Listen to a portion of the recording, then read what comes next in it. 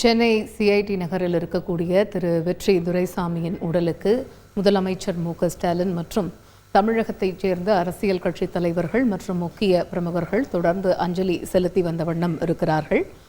தற்பொழுது அங்கு நிலவக்கூடிய சூழல் என்ன என்பதை விவரிப்பதற்காக இணைகிறார் எமது செய்தியாளர் சதீஷ். அவரிடம் பேசுவோம். சதீஷ், ஏற்கனவே சொல்லியிருந்தீங்க முதலமைச்சர் வெற்றி துரைசாமியின் உடலுக்கு அஞ்சலி செலுத்திவிட்டு அவரது இல்லத்தில் இருந்து புறப்பட்டிருக்கிறார் என்று. இன்னும் 1 மணி நேரத்திற்கு பிறகு அந்த இறுதிச் சடங்குகள் உள்ளிட்ட பல்வேறு விஷயங்கள் நடைபெறும் என்ற தகவலும் இருக்கிறது. தற்பொழுது அங்க வேற யாரெல்லாம் வந்திருக்கிறாங்க, முக்கிய பிரபலங்கள், விவரங்கள் என்ன?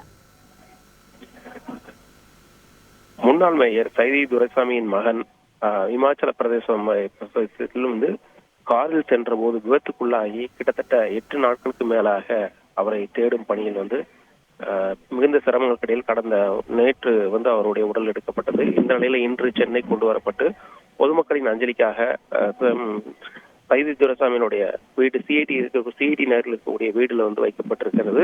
இந்த நிலையை பல்வேறு அரசியல் கட்சிகளை சேர்ந்த தலைவர்கள் அனைவருமே அவருடைய உடலுக்கு அஞ்சலி செலுத்திட்டு வராங்க. தற்போது பாமக சார்பில் அன்புமணி ராமதாஸ் அவர்கள் வந்திருக்கிறாங்க. அதே போல விடுதலை சிறுத்தைகள் கட்சி சார்பில் திருமாவளவன் மற்றும் பிற கட்சிகளை சார்ந்த முக்கிய தலைவர்கள் அனைவருமே அங்க அஞ்சலி செலுத்தக்கூடிய காட்சிகளை தான் நீங்க பார்த்துட்டு இருக்கிறீங்க. தொடர்ந்து பொதுமக்களோட கூட்டமும் அதிகமா இருக்குது.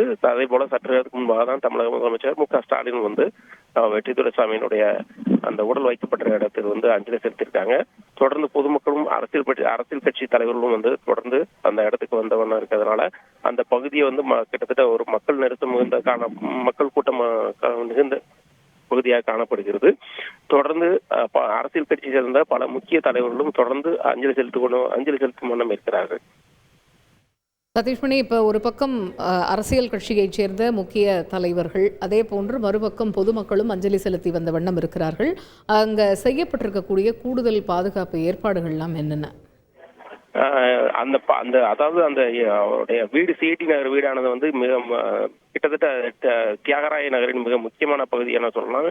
எனவே அந்த இடத்துல இப்போ மக்கள் கூட்டம் அதிகமானதுனால கிட்டத்தட்ட ஒரு அந்த சாலை முழுவதுமாகவே மக்கள் வெள்ளமா இருக்கு. ஏன்னா அஞ்சலி செலுத்த ஏராளமானவர் கொண்டிருக்காங்க. இதனை தொடர்ந்து போலீசார் பலத்த பாதுகாப்பு போடப்பட்டிருக்கு.